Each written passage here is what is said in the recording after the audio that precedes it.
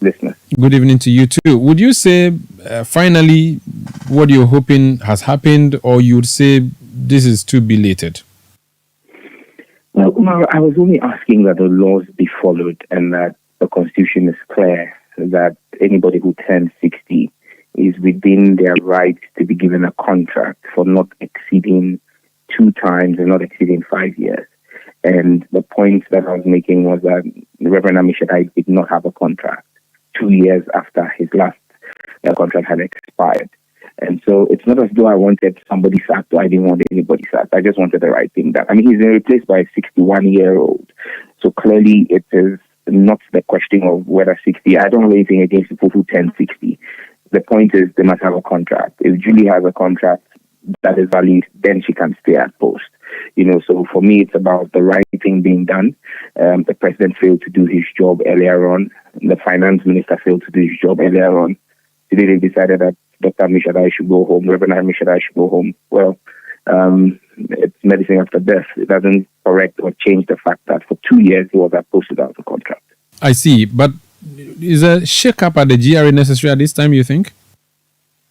Well, there are so many. The president has not given any reason for this shakeup, but insiders in GRA will tell you that the GRA is in a state of turmoil.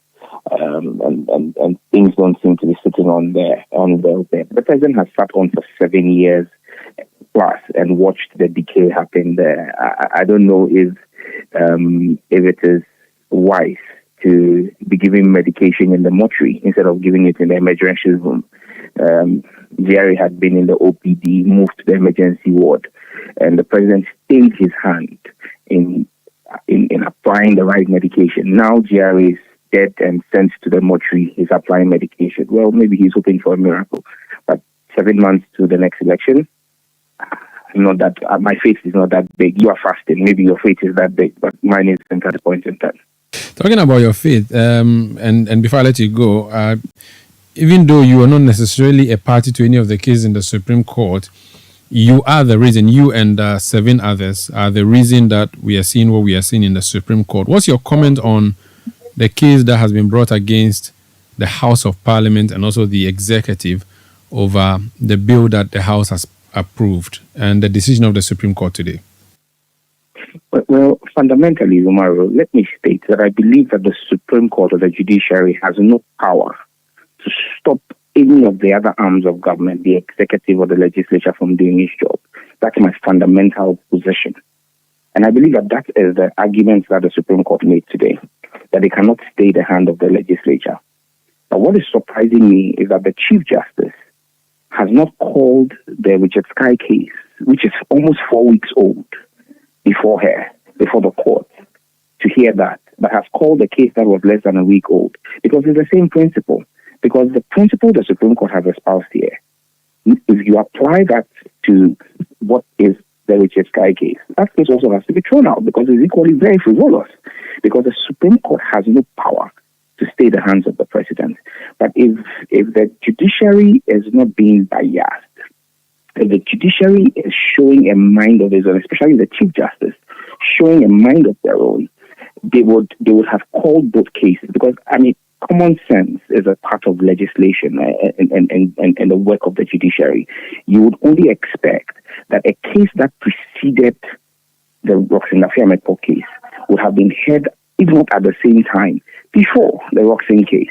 But you've seen an expeditious disposition or dispatch on the Roxanne case, even though nobody has asked for abridgment of time, and the one that affects the president.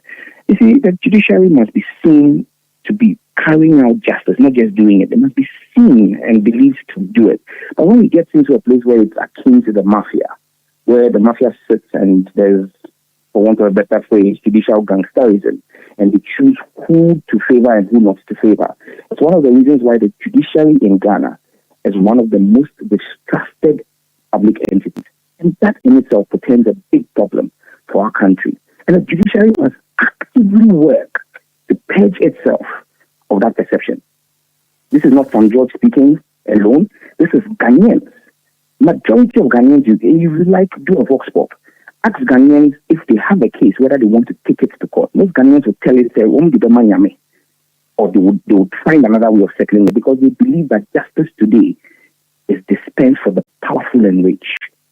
And when that happens in a democracy, that democracy is doomed. The judiciary needs to really work on itself and change itself of that perception. It's not recovered from the episode of Kontomre and cassavas and goats.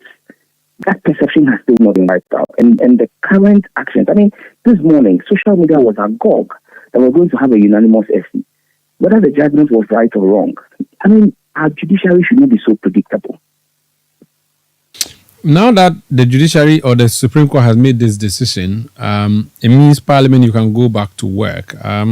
If you're invited to come, and as minority side to come and proceed with the approval process of the minister nominees, which many say is not really related to your issue, but you brought it up anyway, or the speaker brought it up anyway, what will be the position of your side?